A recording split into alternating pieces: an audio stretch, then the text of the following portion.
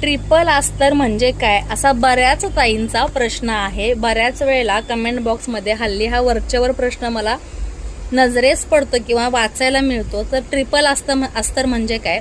आपण जे princess cut शिवतो त्याच्यामध्ये जर पॅड हवे असतील तर पॅडसाठी मेन फॅब्रिक जो आहे तो जर ट्रान्सपरंट असेल तर त्याला डायरेक्ट पॅड अटॅच केले तर ते दिसू शकतात।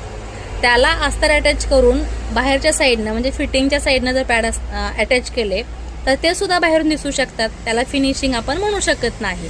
तर त्यासाठी ट्रिपल अस्तर यूज केलं जातं। तर ते ट्रिपल अस्तर काय म्हणतात, नेमकं काय त्याचा मॅटर आहे किंवा काय तो प्रकार आहे तुम्हाला सांगतेय।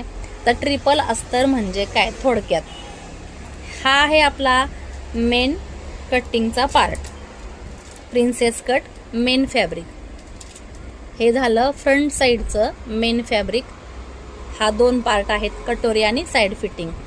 त्यानंतर हा एक पार्ट आहे प्रिन्सेस कटचा, साइड फिटिंग आणि प्रिन्सेसचा भाग म्हणजे कटोरीचा पार्ट। आणि पुन्हा त्याच्याच सोबत हा आहे तिसरा पार्ट,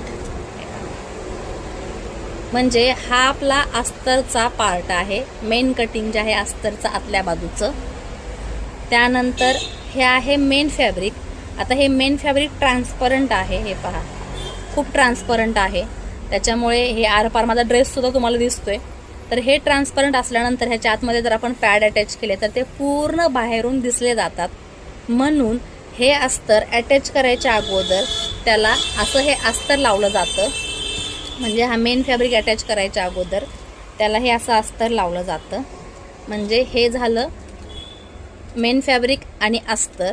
आणि पुन्हा जे अस्तर येतं ते हे दोन्हींच्या मध्ये पॅड बसल्यानंतर हे जे अस्तर येतं ते, म्हणजे हे तीन पार्ट आहेत। दोन पार्ट एकत्र जॉईंट होतात, मेन फॅब्रिक आणि अस्तर, आणि हे अस्तर वेगळं असतं ते या साईडला असतं आणि या दोन्हींच्या मध्ये इथे पॅड लागला जातो।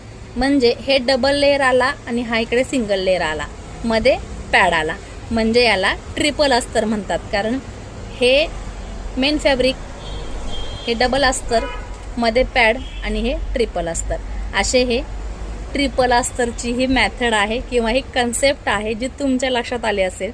आता हे प्रिन्सेस कट ब्लाऊज आहे ते सुद्धा मला ट्रिपल अस्तरमध्ये इथे शिवायचं आहे। आणि क्लायंटचं डिमांड काय आहे माहिती आहे का?